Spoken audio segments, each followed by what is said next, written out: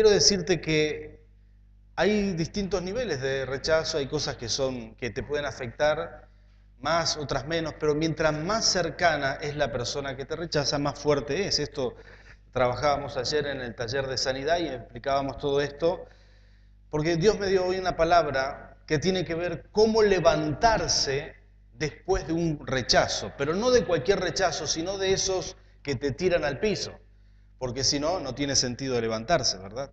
Si vos estás parado, pero hay rechazos que te derrumban, hay rechazos que te anulan, que te paralizan y que el enemigo aprovecha para quitarte toda la vida. O sea, te quita los propósitos, te quita quizás los proyectos de vida y eso generalmente es muy doloroso, es muy difícil de masticar. Pero hay cosas que uno puede aprender de la palabra de Dios. Como siempre decimos, es fascinante, las Escrituras, la Biblia es algo fascinante. Queremos leer Jueces capítulo 10, versículo 15 en adelante y, digamos, introducirnos en una historia bíblica que es la historia de Jefté, ¿sí? ¿Alguno se acuerda de Jefté? Los hermanos que tienen más tiempo en el camino del Señor, ¿sí? Hay dos hermanos que se acuerdan de la historia de Jefté. Bueno, le vamos a recomendar leer Jueces capítulo 11 en realidad, que es donde comienza la historia de Jefté, pero aquí queremos explicar algo muy pero muy importante. ¿Estás preparado para recibir la palabra? Amén. Qué bueno. Bueno, dice así la palabra del Señor: y los hijos de Israel respondieron a Jehová: hemos pecado, haz tú con nosotros como bien te pareciere, solamente que ahora nos libres en este día. Y sigue diciendo el pasaje: y quitaron de entre sí los dioses ajenos y sirvieron a Jehová, y su alma fue angustiada a causa del trabajo de Israel. Lo voy a leer, si podemos poner ese último versículo en NBI, por favor, nueva versión internacional, para que vean una pequeña diferencia. Dice: entonces se deshicieron de los dioses extranjeros. Diga conmigo: dioses extranjeros. Preste atención a esto, eran idolatría, demonios que ellos adoraban. Y dice: dioses extranjeros que había entre ellos, y sirvieron al Señor, y el Señor no pudo soportar más el sufrimiento de Israel. Esta versión puede que tenga más acercamiento a lo que realmente dice ahí la intención de la escritura en hebreo. Ahora, dice que Dios no pudo soportar más esta separación entre su pueblo y Él. ¿Me sigues con esto, verdad? Es decir, que Dios siempre tenía la intención de estar con su pueblo. Pero el pueblo había cometido un pecado. O sea, se había ido detrás de dioses paganos, al menos 5 dioses que menciona ahí en el contexto, unos versículos anteriores a esto.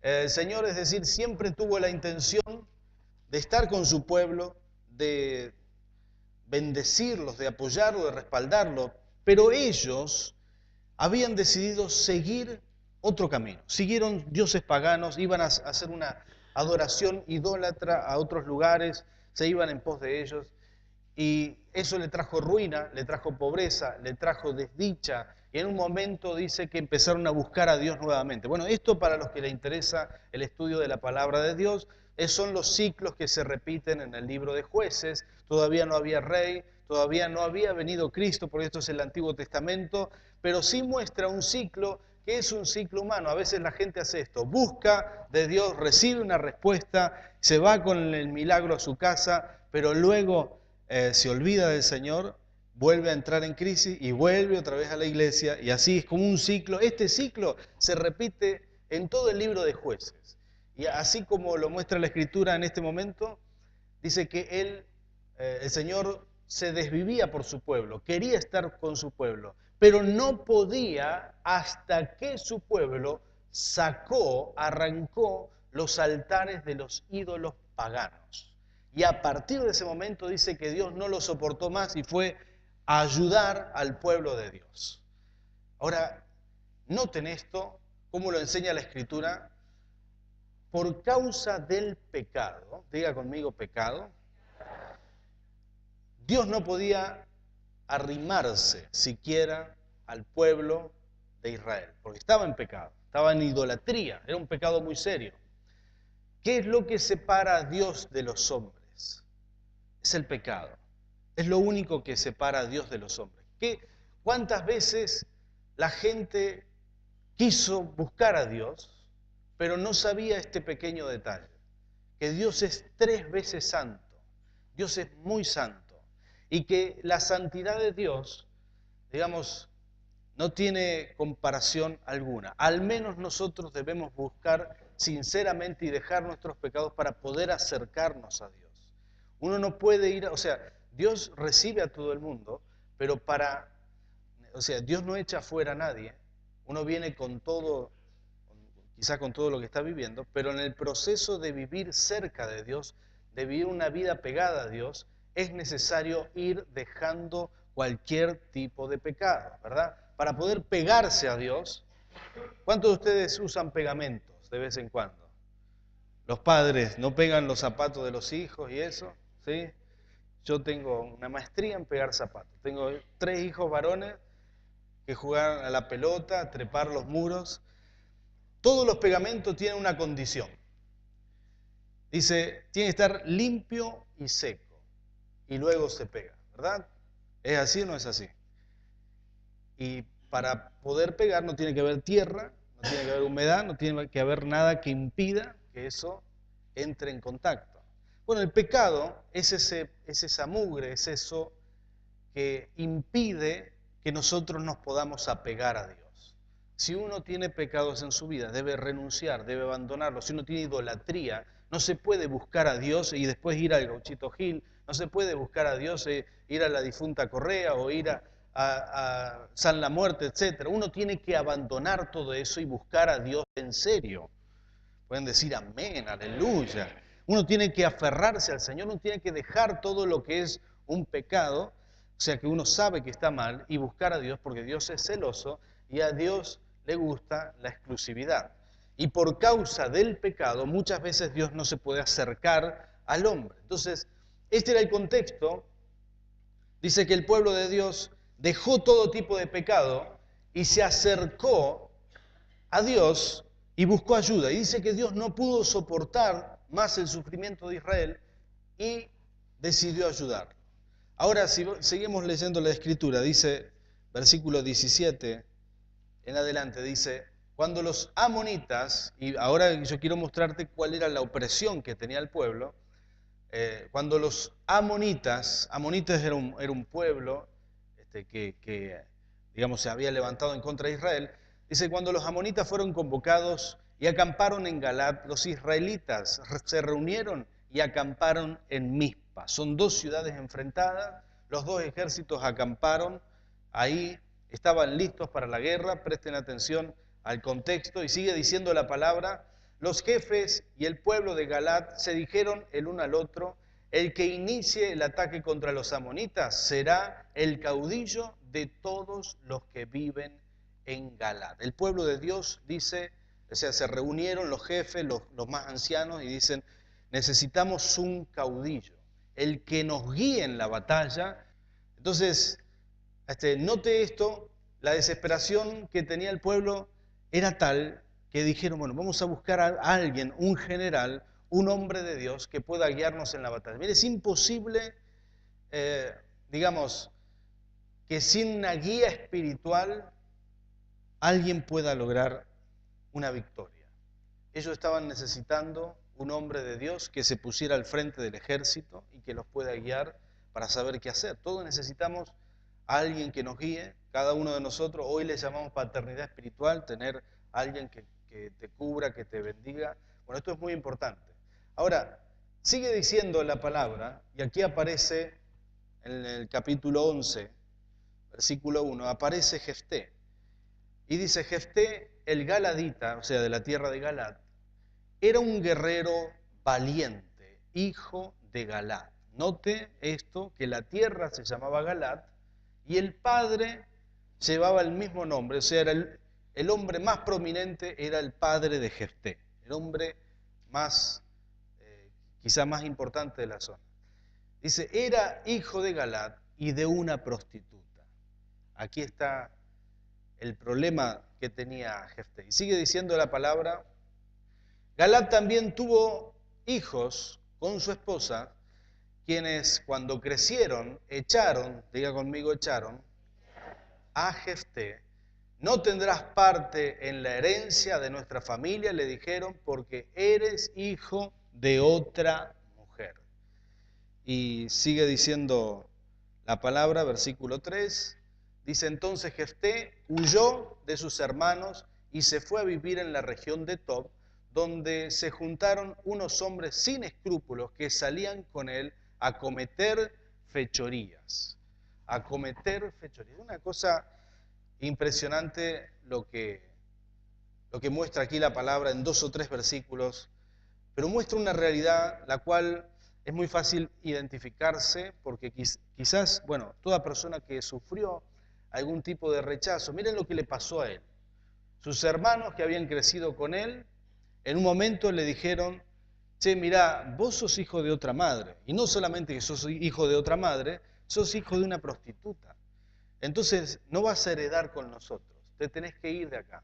Y lo echaron de la casa, una traición muy grande.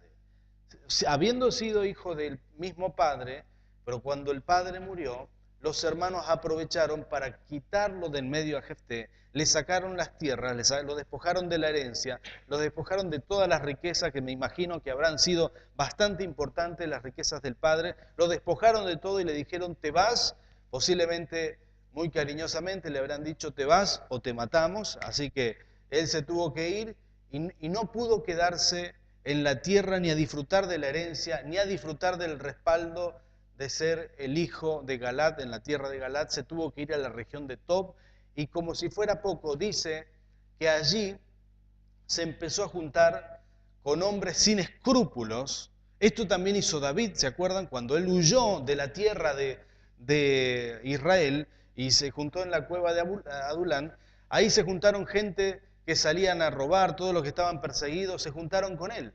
Y ahí, digamos, salieron a hacer algo muy parecido a lo que dice aquí la palabra de Dios. O sea que Jefté era un hombre de mal vivir. ¿Te cabe esto en la cabeza? Porque Dios lo va a usar para grandes cosas. A veces vemos gente de mal vivir que lo que tiene en el fondo y de lo que tiene que sanarse es de un rechazo profundo. Porque el rechazo te produce tomar malas decisiones. Eso es lo primero que uno hace. Cuando uno es rechazado, necesita de alguna manera reivindicar su posición o hacer algo que llame la atención. Cuando uno es rechazado, empieza a perder la valorización de sí mismo y quizás hay cosas que no harías normalmente, pero ahora ya no te importa porque total ni tus seres queridos te aprecian y empezás a hacer cosas que no harías en otras condiciones. Ahora, es muy interesante aquí la palabra porque muestra claramente qué tan bajo puede caer una persona.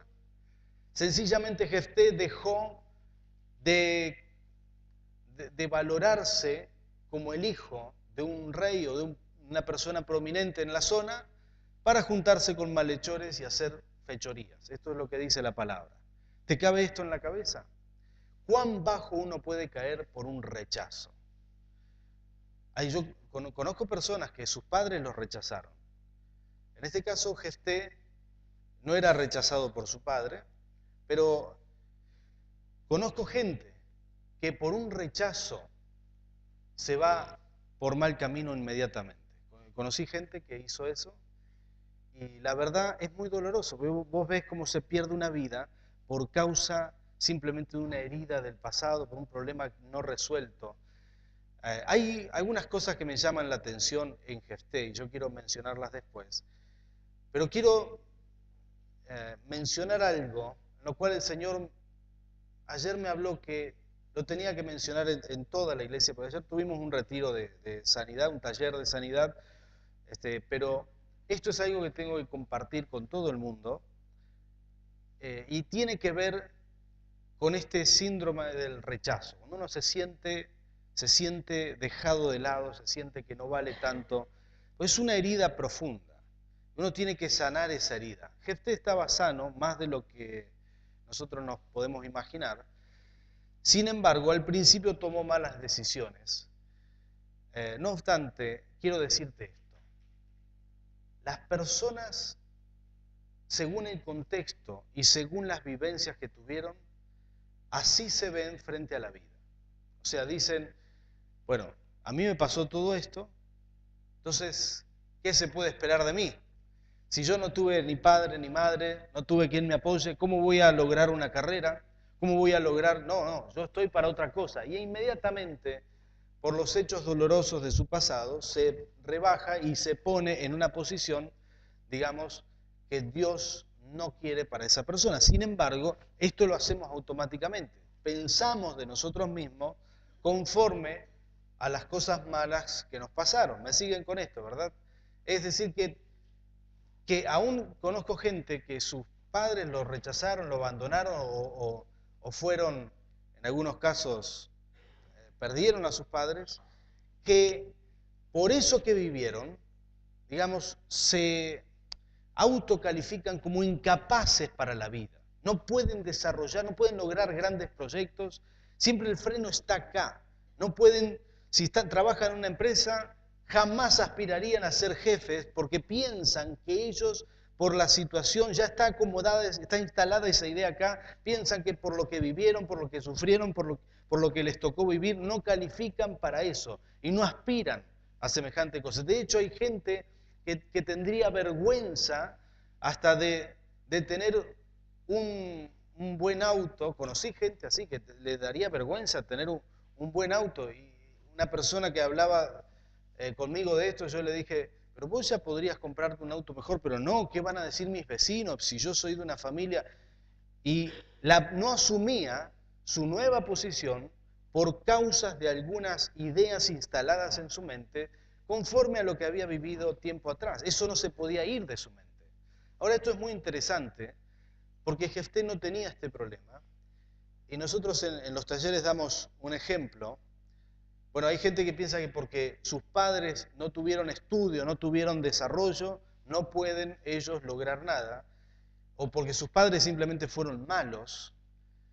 Y nosotros damos un ejemplo que, bueno, cuando yo conocí a mi esposa, conocí también a mis suegros. No lo digo como algo contrario, conocí junto todo el paquete familiar, ¿verdad? Como la mayoría de ustedes. Ahora, cuando conocí a mi suegro, aprendí muchas cosas del campo. Una de ellas es la que cuento siempre en los talleres, que mi suegra cocina mucho en el horno de barro. ¿Cuántos conocen los hornos de barro? Sí, la mayoría, ¿verdad? Acá se usa mucho. Pero yo, como era de la ciudad, no estaba familiarizado con el horno de barro. El horno de barro es una cosa que no se ve muy bien por fuera, ¿sí?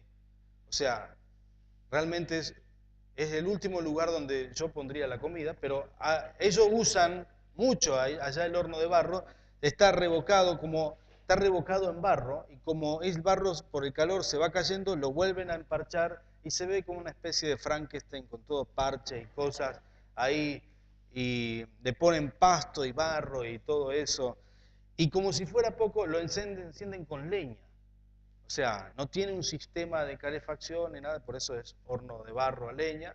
Le meten leña, mucha leña, y yo veía cómo le prendían el fuego y todos los bichos empezaban a salir de alrededor del horno. Y yo decía, están bromeando que ahí van a meter la comida, ¿verdad? Y salía bueno, una vez que se iban los bichos, el horno ese quedaba al rojo vivo.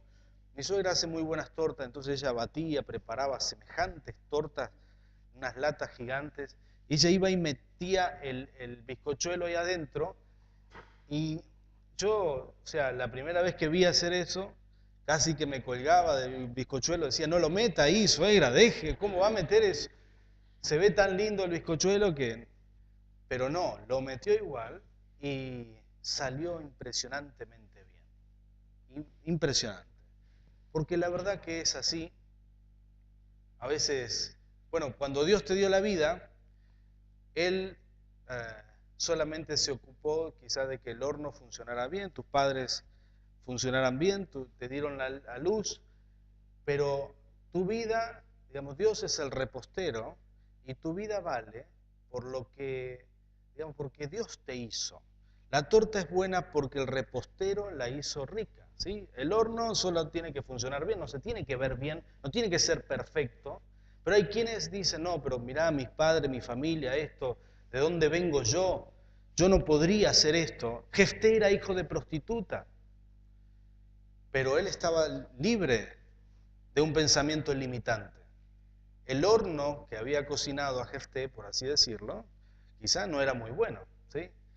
O, bueno, en fin, no era quizás, bueno, no era lo mejor de lo mejor, sin embargo, Dios dijo, te elijo igual, lo eligió igual. Y eso me encanta de Dios, porque Él mira nuestro corazón, ve nuestra condición interior, no ve nuestra familia, no ve nuestro contexto, no ve de dónde salimos, de dónde venimos, todo lo que viviste, los golpes que tuviste en la vida, solamente ve quién sos ahora y cuál es tu fe para alcanzar grandes cosas en la vida.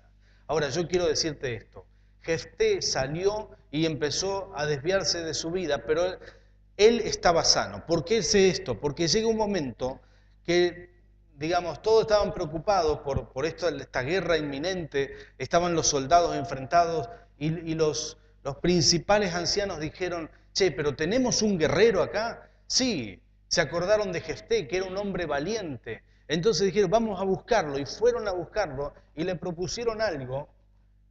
Dice versículo, si podemos leer versículo 7, bueno, versículo 6 también podemos leer.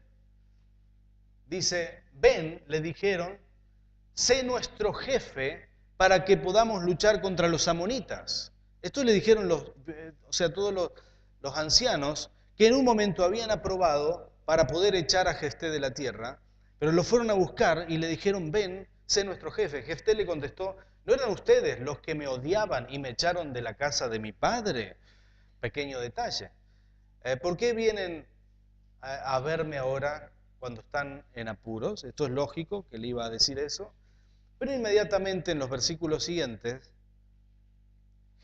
bueno, para leerles solamente un versículo, dice, versículo 9, entonces dijo Jefté a los ancianos, Jefté respondió, si me llevan con ustedes para luchar contra los amonitas y el Señor me los entrega, entonces de veras seré el caudillo de ustedes. Entonces, de veras, dice, seré el caudillo. Él acepta la propuesta. La persona que tiene una herida abierta, que no se recupera de su rechazo, que no tiene, digamos, no puede levantarse, es una persona que cuando tiene la oportunidad de reivindicarse generalmente no la usa. Dios siempre te da oportunidades en la vida de levantarte, pero las personas que no están sanas no toman esas oportunidades. Pero Jefté vio la oportunidad y dijo, bueno, ustedes me quieren hacer seguro porque primero me echaron de la casa de mi padre. Y Jefté escuchó la propuesta, los ancianos le dijeron, sí, estamos seguros. Y bueno, dijo Jefté, vamos, si me quieren hacer el jefe, voy. Y no dudó y nunca pensó ni se le cruzó por la cabeza decir, no, pero yo soy hijo de prostituta, yo fui rechazado en la casa de mi padre, ni quiero que mis hermanos me vean. Jamás se le cruzó semejante cosa por la cabeza. Por esa razón, dice más adelante el versículo 29, dice que él se puso al frente del ejército, primero intentó negociar para que no fueran a la guerra muy inteligentemente, dice versículo 29, entonces Jefté, poseído por el Espíritu, diga conmigo el Espíritu del Señor, dice que recorrió Galaad, Manasés, pasó por Mizpa, o sea, y rearmó todo el ejército porque el Señor estaba con él. Porque mucha gente busca del Espíritu, pero a veces los rechazos que hemos tenido, las heridas abiertas y las situaciones que, digamos, hemos vivido en el pasado nos impide recibir verdaderamente de la presencia de Dios. Nos alejan del Señor. Todo eso nos aleja del Señor. Cuando uno se predispone a sanar su vida y a levantarse, no dudes que el Señor te va a respaldar en todo lo que hagas. No dudes. Si Dios te habla de grandes cosas, ¿cómo vas a apuntar abajo? Jefté tuvo la oportunidad de ser el jefe y dijo, bueno, yo voy. Hay quienes tienen la oportunidad de crecer en su trabajo, y si fuiste rechazado una vez, no lo intentás más. Y si tenías que rendir un examen para seguir subiendo y fallaste una vez, ya no lo intentás más. Porque muchas veces el rechazo se resiente y nos duele ser rechazado porque fuimos rechazados. Entonces no queremos seguir viviendo o teniendo experiencias de rechazo y preferimos quedarnos en el lugar. Ese es un error y te lo digo en el nombre del Señor. Uno tiene que levantarse, buscar el Espíritu Santo, la presencia de Dios. Mira lo que dice la palabra, los últimos versículos que quiero leerte aquí. Versículo 32 dice ahí, Jefté cruzó el río para luchar contra los amonitas y el Señor, diga conmigo el Señor los entregó en sus manos. Sigue diciendo la palabra, derrotó 20 ciudades, una de las victorias más grandes que hay en el libro de los jueces, 20 ciudades desde Aroer hasta las inmediaciones de Minit y hasta Abel Keramín. La derrota fue muy grande y así los amonitas quedaron sometidos a los israelitas. ¿Qué me contás? A partir de ese momento, Jefté fue el caudillo, fue el jefe, vivió toda su vida como jefe, su padre posiblemente era el jefe, y al rechazarlo a los hermanos perdió toda posibilidad, pero él recuperó el lugar que Dios había pensado para él. ¿Qué cosas vos tenés que recuperar en tu vida? ¿Qué cosas sabés que son para vos y no luchaste? ¿O te quedaste estancado y dijiste, no sé si esto es para mí? Es más fácil no pelear, es más fácil quedarme en el lugar, es más fácil no seguir avanzando. ¿Te pasó esto alguna vez? Yo quiero orar por vos porque hoy lo que el Señor va a hacer va a reivindicar tu lugar. Te va a dar una unción para que pelees, para que te levantes, porque Dios te quiere dar una tremenda victoria. No le pidas al Señor lo que vos podés lograr. No le digas, Señor, porque ese casi es como una reducción de quién es Dios. Estás como no creyendo en Él. No le pidas a Dios lo que vos por tus medios podés lograr. Pedile a Dios lo que es imposible, porque Él se ocupa de lo imposible. Vos te ocupás de lo que vos podés lograr. No le digas, Señor, yo quiero lograr solamente, quisiera lograr una estabilidad financiera. No, eso lo podés lograr. Si te administras bien, trabajás, no farreás el dinero, no gastás mal, bueno, está bien, vas a lograrlo. Pero a Dios vos tenés que pedirle verdaderos desafíos, cosas que serían imposibles para vos. Porque para Jefté hubiera sido imposible ser el jefe, pero como Dios tenía esos planes, eso es lo que fue. Ahora, yo quiero decirte esto en esta mañana, esta es la palabra que el Señor me puso, este es el momento de que la iglesia se levante, todo el que tiene fe, todo el que escucha la palabra, todo el que ha sufrido, que de alguna manera se ha quedado en el molde sin moverse, sin hacer algo por su vida. Este es el tiempo, tenés que tomar la palabra, recibir la unción que vamos a impartir en esta mañana, tenés que tomar la palabra para avanzar, para crecer. Ayer muchos sanaron las heridas, pero este es el tiempo de la restitución. Dios te va a restituir en los lugares que Él pensó para vos. Así que toma esta palabra en el nombre del Señor y si esto es para vos, yo te animo a que te pongas de pie. Y vamos a orar, y le vamos a pedir al Rey de Gloria que imparta esta unción porque te vas a levantar en el nombre del Señor. La restitución viene, muchos de ustedes van a recibirlo y este es el momento. No basta solo con no tener heridas, sino con aprovechar esas oportunidades que Dios va a dejar listas para vos. El Señor lo va a activar. Vamos a hacer esta oración, como la unción se mueve, independientemente de los hombres, el Señor va a ir delante de tuyo, provocando que se abran puertas, provocando que... ¿Cuántos de ustedes necesitan acercarse al Señor? Acercarse más, más. se han alejado. Mire, yo siento en mi corazón esto, me vuelve al principio lo que estábamos enseñando, que no te podés unir con Dios porque hay escombros, hay suciedad, hay pecado, hay cosas, hay enojo con Dios. Este es el momento de entregarlo en el altar del Señor. Vamos a adorarle, vamos a orar para que el Señor nos respalde. Yo quiero tener una oración en general por todos, pero luego aquel que tenga una necesidad, le voy a pedir que pase y vamos a orar personalmente aquí, porque el Señor va a hacer cosas grandes esta mañana. Amén. Levanta tus manos para recibir. Dile, Señor, yo quiero esta unción, yo quiero lo que viene de ti. Santo Rey de Gloria, Señor, mira tu pueblo aquí presente, Señor, los que escuchan esta palabra, Señor, por Canal 3, Señor, imparte ahora tu unción, Señor, en los hogares, en las casas, Señor, de cada uno de los que escuchan esta palabra, Señor, y que se están entregando a ti en este momento, te están pidiendo, Señor, renovar ese pacto contigo, volver a establecer la comunión, Señor, te pido en este momento, Señor, que arranques todo impedimento en el nombre de Jesús. Señor, arráncalo. Espíritu Santo, quítalo del medio nuestro, todo lo que impida acercarnos a ti. Y Señor, te pido, Rey, que regales, Señor, esta unción que hubo en Jefté. La presencia de tu Espíritu en nosotros.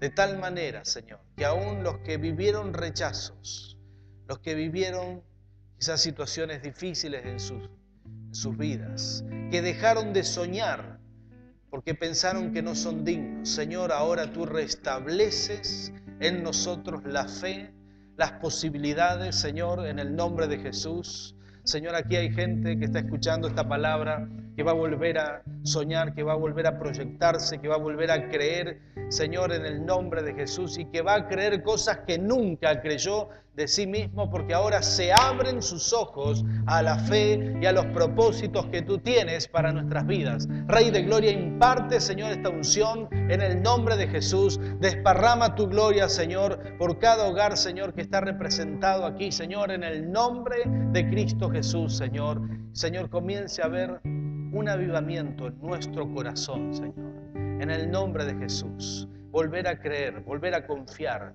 Señor, volver a levantarnos, Señor, a pesar, Señor, de que quizás no todos tuvieron una buena vida, Señor, quizás muchos sufrieron, pero en este momento, por esta palabra, declaramos, Señor, que tú restituyes todas las posibilidades para que tus hijos alcancen tus propósitos.